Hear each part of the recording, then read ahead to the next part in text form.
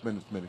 You know, I'm with you, 3D, and obviously the rules is, up connecting them on the head, but I don't know if it says with the basketball. Right, so, right. I know it was a little shove with the ball into the face of Draymond Green, but I don't think it should be a ejection for Tristan Thompson. Okay, either way, whether he is suspended or not, does it concern you, though, of the mental state of where the Cavs are right now? Obviously, the whole J.R. Smith situation, but for Tristan to put it in the hands of the league to determine whether he can play or not, that's got to be concerning.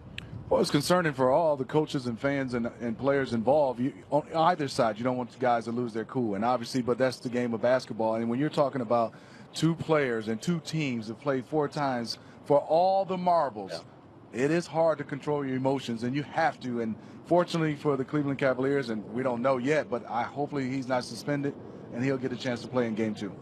Sometimes you just got to turn your back on him and walk away, though, You right? have to. Yeah, sometimes. Yeah. Yep. Well, let's get more from the Warriors practice facility, where Kristen Ledlow is updating us as we have 48 hours to contemplate what happened and to get ready for Game 2.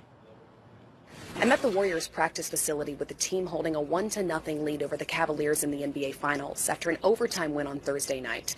And while both teams have been impacted by injury, Andre Iguodala hasn't seen the floor since Game 4 of the Western Conference Finals. Coach Steve Kerr said today that he's considered doubtful for Game 2, but that he was at the practice facility and he is working towards a return. As for Klay Thompson, he had this to say on a scary leg injury early in Game 1. It's sore, but it's nothing too bad. It's less sore than it was last night, so that's a great sign. And I expect it to heal up even more by tonight, hopefully. I think I've had a high pain tolerance since I've been a kid. And at this point in the year, everyone's going to be a little banged up. So you got to play through it. And you can be sore going into the summertime. That's how I look at it. Clay's just a physical specimen. I mean, it's just incredible, the resilience, the stamina, to play both ends night after night, 40-plus minutes in the playoffs. He's a machine. Meanwhile, on the Cavaliers side, Coach Ty Lue also addressed the media, and he had this to say on the team's collective mindset moving forward. Listen, we're not broken, all right? We lost a game. You got to win 4 in this series. We understand that.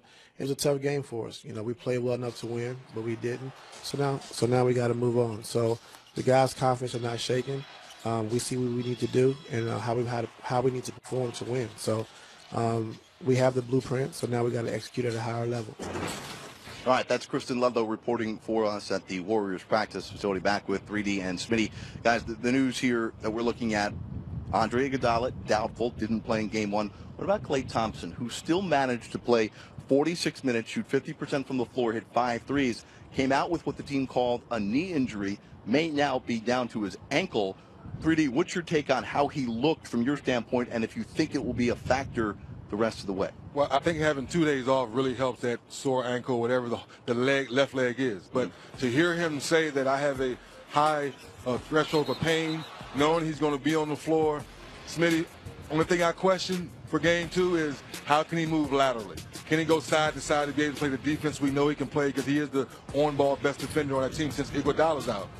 Offensively, he's going to be fine because he's catching and shooting. So you saw in the fourth quarter, he was able to find his spots, get the shot off, and knock down shots. So defensively is the only concern I have. Yeah, and 3D, when it happened, I just scared for any player. Yes. I mean, saw Klay Thompson get it caught, and obviously glad he got it out of there before it was stuck and planted.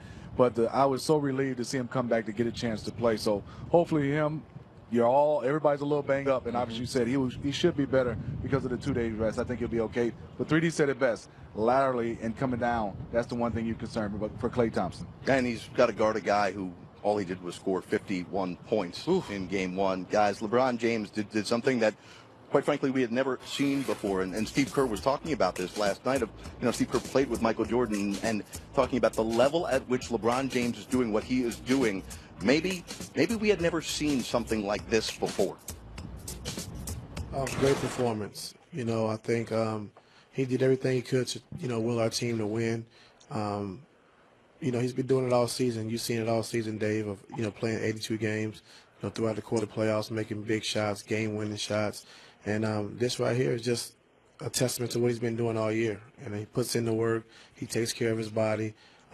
He's always doing the right thing. So Last night was no different. You know, scoring 51 points, 8 rebounds, 8 assists, and just showing his team on the biggest stage of how you have to play to beat this team, and he did a great job of that. Can he play any better than that? I hope so. You know what, Jared? He has to. As much as we talk about role players playing better at home than on the road, was LeBron James' role to be Superman, to be Hercules, and that's what he's been doing since the beginning of these playoffs, showing his team, showing his franchise that it's my role every night to play at a level that nobody's never seen before. Because if he doesn't, there's no way they win. There's no way they win. So he has to be that role, Smitty, of being superstar to lead the way. Well, I think to 3D's point, he has to do everything.